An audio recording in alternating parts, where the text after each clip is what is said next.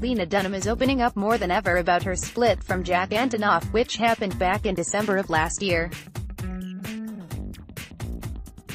In a lengthy essay for Vogue that serves double duty as both an intellectual rumination on loneliness and also a massive cry for help, the girl's creator begins, "I'm going to die alone," even said jokingly. The words are possessed of a horrible tyranny, as though aloneness is an island on which, as punishment for failing to successfully adapt yourself to romantic love, you are marooned.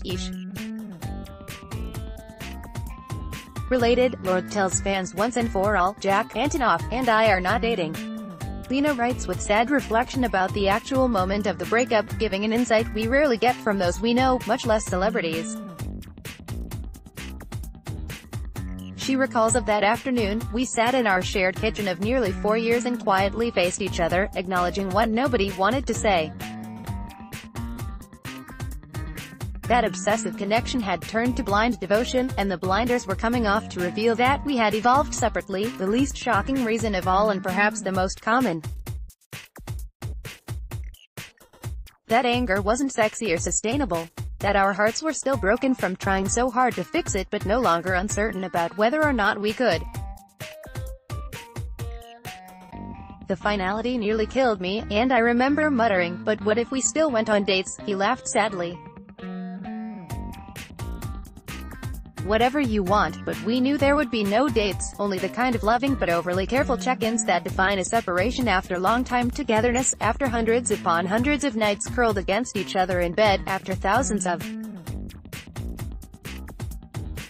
takeout boxes and millions of text messages and then the side-by-side texting, too, on the couch, under the dim blue light of the TV." She then moves on to talking about her history with being alone. "I used to love solitude. I considered it luxurious, a state in which fantasy and reality mixed and my world took on the mystical potency of a solstice gathering of nude witches, but getting used to sleeping next to her first real boyfriend in college changed all that. Having had a taste of domesticity, I was almost chemically changed, rewired. The independence I had so prized was replaced with a morning that could be sated only by consistent male company, even if, as it would happen later on with other boys, that company was rude in bars, talked loudly through art house movies, and made sure to point out my less than ideal breast-to-butt ratio. Strange how that works, how we can get so used to something new that we become terrified of the next new thing we'll get used to."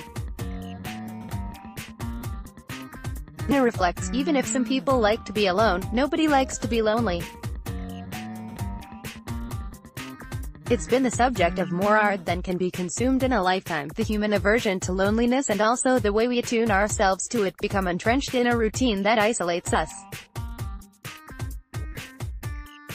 Too much has been said about the way technology allows us to experience the illusion of connection and retreat further into hermetic patterns, but it bears repeating that texts, emails, Facebook pokes, and Twitter faves do not a social life make.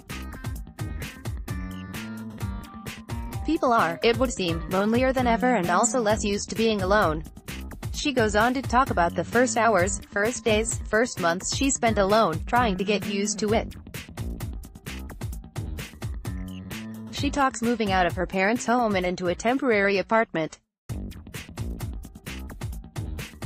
And she talks about the sadness that comes with moving on. "Friends called and I started to feel like I could pick up without worrying about the hitch in my chest. The moment they asked, 'How are you feeling about it all?' I had some answers now that they might actually buy. That sounded healthy and self-assured and like the woman of extreme independence I wanted to become again.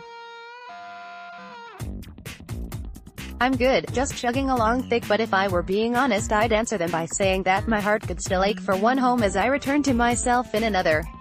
The essay is a must-read for fans of Dunham but a good one for anyone.